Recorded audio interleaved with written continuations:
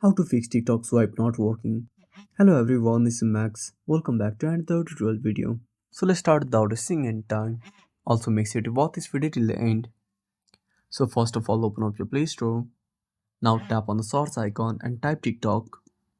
Now click on search at the bottom right corner. Now tap on TikTok. Now make sure to update to the latest version. If any update is available, simply tap on update. Now wait for some time.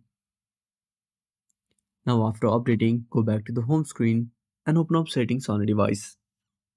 Now scroll down and click on apps. Then go to app management and find TikTok.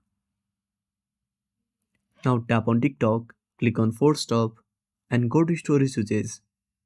Now tap on clear data, tap on delete and restart TikTok. I hope this should fix the issue. So that's it. Thanks for watching. Make sure to subscribe our channel and hit the bell icon. See you in the next video.